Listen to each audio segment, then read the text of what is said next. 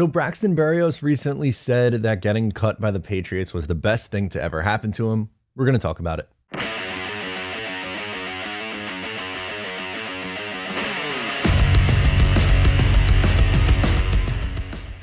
Hey, what's going on? I'm Matt O'Leary back with another video, and today I'll be talking about Braxton Berrios.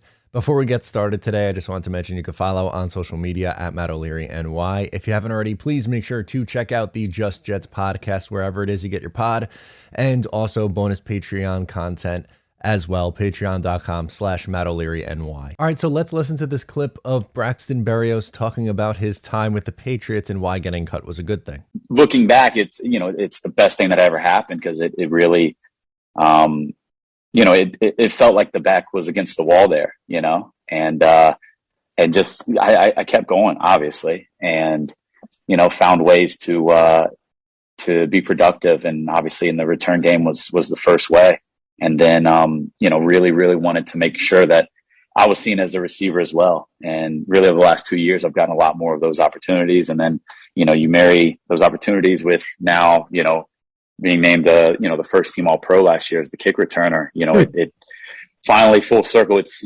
maybe starting to work out a little bit, but that's just been the story of it all. Just believing in it when nobody else does.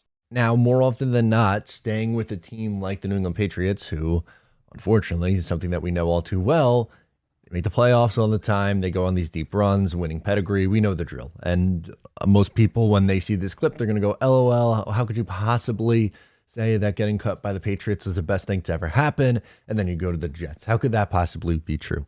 Well, he wasn't getting his opportunity with the New England Patriots, and Bill Belichick liked him. He actually supposedly he called Adam Gase to tell him that he got a quality player when the Jets added him in 2019. And when the Jets added him in 2019, his role was pretty limited. He wasn't really that much of a factor in the receiving game. He did some work punt returning, and then really didn't do all too much in the kick return game. But 2020 and 2021 is when Braxton Berrios really got that opportunity. He kind of carved out a little role for himself as a punt returner, as a kick returner, as someone who could come in the slot and play a little bit on the offensive side of the ball. And be productive and be very, a sure hands guy for a young quarterback, whether it was Sam Darnold or Zach Wilson. He took a step forward and got even better in 2021. He had 431 receiving yards and 2 touchdowns, which was on the heels of 394 yards and 3 touchdowns the year prior.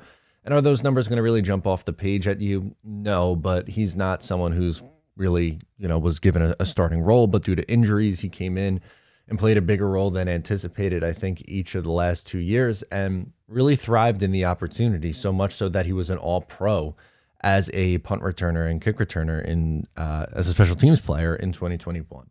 And the Jets paid him a nice chunk of money to come back and continue to be their returner, which I think is great. I think he's one of the better returners in football. And he provides really good depth at the wide receiver position. And you know what? Braxton Berrios proved a lot of people wrong, myself included, and he was steady for this team last year. They gave him a nice contract. He's going to be back, and he's going to be a part of this team going forward. Now, is he going to be a starter? I don't think he's ever going to really be a starter on this team, but I think he's someone who right now he's probably wide receiver 4, a good wide receiver 4. And guess what? If one of the top 3 guys gets banged up, you feel comfortable with him having to come in and play some meaningful snaps on this team because he's done it before. And he has a connection with Zach Wilson. That's something that, we talked about it a lot during the offseason. Bringing him back is his, comfortability with Zach, and they're very close, which is good because when things break down, he's going to look for his guy in Braxton Berrios. And sure, yeah, you'd like to see Garrett Wilson get the ball and Corey Davis and run right down the line, but in reality, it doesn't matter to me who's getting the football, just as long as they're picking up first down, scoring points, getting touchdowns, winning football games. That's what it's all about here.